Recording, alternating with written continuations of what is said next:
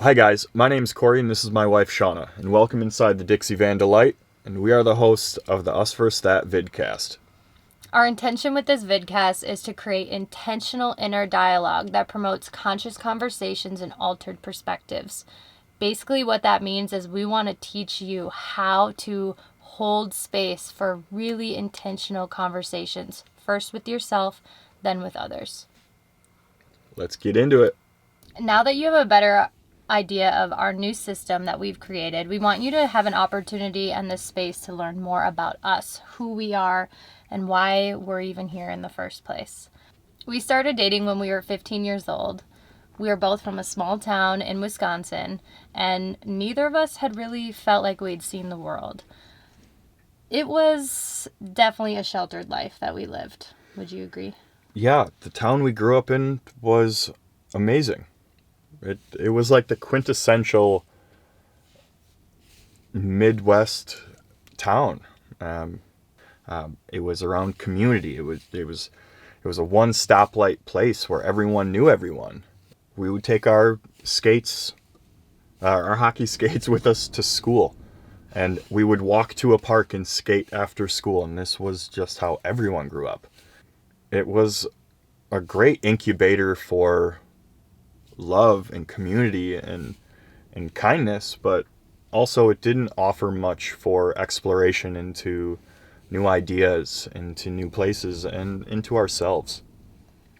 So when we got back together, we'll go into that on a later date. But when we got back together, we ended up moving to Nashville, Tennessee, where we lived for almost 6 years. And in that time, we were both bartenders working on Broadway. I became a certified life coach, and Corey was a personal trainer at a gym and did heating and air. So we definitely kept our hands busy, and our life was a little chaotic. During that process, my life shifted drastically. It was the first time that I actually learned that I had the power to do anything that I wanted. It was the first time that I learned that I was in control of my emotions. It was funny learning how to coach other people by simply being coached and having to try that on. And in that process, I was so moved. I couldn't believe how crucial and how important that this information was, because it is. It's really, really important. And I really struggled with not having it. I lived 26 years of my life not knowing about myself, and for me that is heartbreaking. And it's something that I have really struggled with in being a life coach, because I find that this information is that important, that this is the new foundation. It's not if you can afford it, you get it. It's we all have it, and we can dive into it deeper if we need to. And so that has been a huge catalyst for me in just really wanting to find a way to teach this in a way that felt easy, it felt applicable, and it felt like it was available to anybody that was willing to do the work. And what a different world that space was in comparison to the world she was also living in at the time, which was bartending on Broadway. And I really think you should talk about that a little bit, and how they contrast, and those worlds are so close together but very, very far apart. Yeah, so I've bartended over 12 years of my life. I started bartending when I was back in our small hometown. And when I moved to Nashville, I didn't want to bartend. In fact, before we left, I was bartending one night and had a customer of mine, a regular who I was close with. She came in one night. She was probably in her 50s, and I remember thinking, wow, her life is not that bad. And not that it was. That's not the point. The point was that I was seeing myself in her life. And I was only 23 at the time. And I knew that if I didn't make a choice and I didn't do something, that I was going to still be in that bar just like she was. And I had a very real moment, and we moved 6 months later. And when we got to Nashville, I didn't want to bartend because of that. I found that lifestyle was a part of me that I didn't really want to carry anymore. It was a part that I didn't want to be who I was going to be.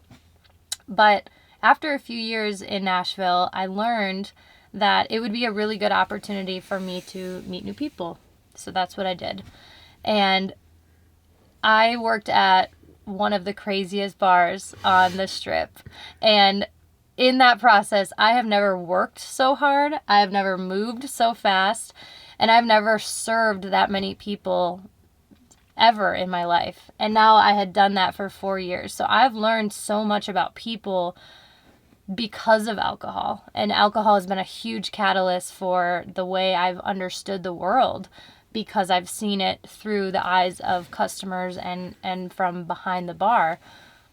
But balancing that as a life coach and getting to do both and getting to understand someone from two totally different perspectives really has allowed me to be in this space that we're in now, because I could see my own pain in my lifestyle, and I could see where I was choosing to go down a path that I wasn't really wanting to go down. And working in Nashville and working with so many people was amazing and beautiful, and I would never change it.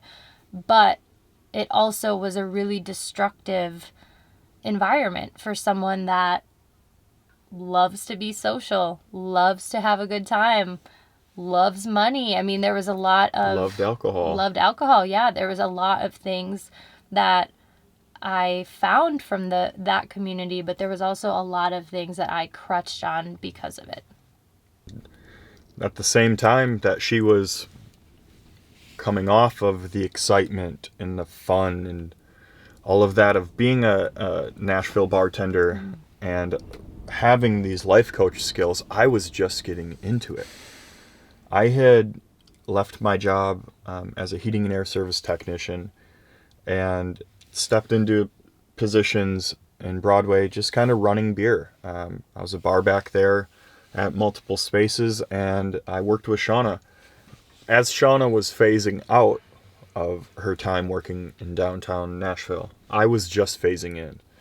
And a wonderful byproduct of that was I got to see the world from her point of view. We'd worked together for a little while behind the bar as well, and when we would go home, we would be going home at 5, 6, 7 in the morning, exhausted, just drained from peopling and serving people and trying to shake off any bad interaction while loving the good ones. And we got to sit and talk about these things that I didn't understand about her life for years. And now I'm living them right by her side. I'm living these exact moments. And we were able to share perspectives in such an amazing, real way that it changed a lot for us. Well, and at the same time, I was also experiencing that from stepping away from the bar and being in a more normal 9-to-5 Monday through Friday position in management. We had totally switched roles, and now I had a schedule that was totally different than his schedule, and I realized how much time he had been spending alone, and I realized how lonely that felt. We didn't get to really spend that much time together. And the first time we really did was our honeymoon after we got married. We went and took a trip to Ireland, and we were supposed to be there for a month. And for the first 12 days, we didn't have any of our luggage. That was a huge driving catalyst for how we operated together as a couple.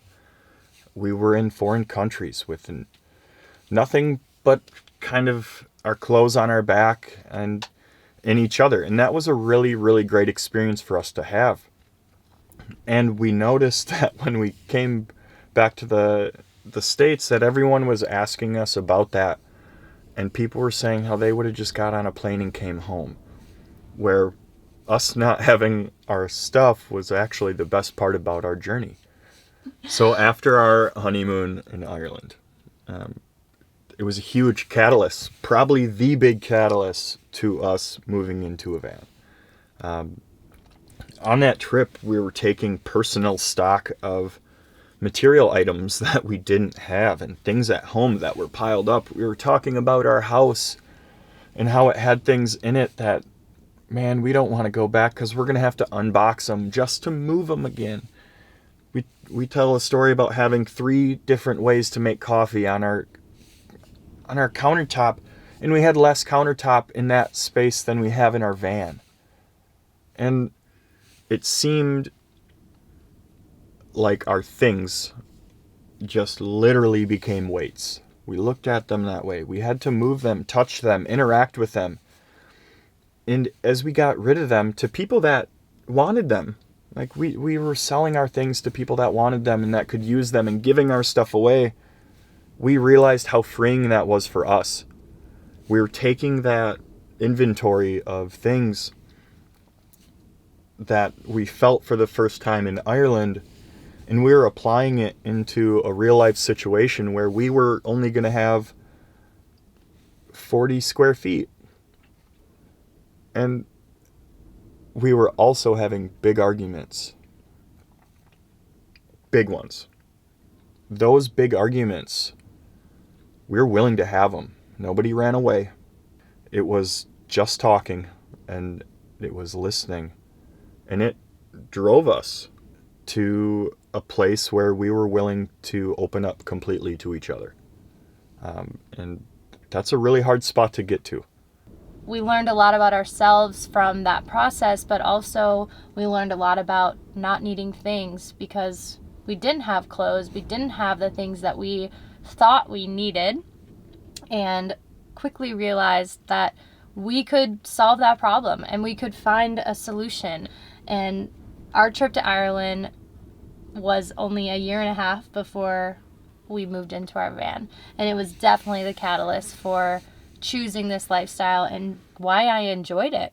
It was fun, and we really did have a lot of fun, and we met amazing people, and the opportunity for us both to get an altered experience of that was incredible and something that changed us at our core.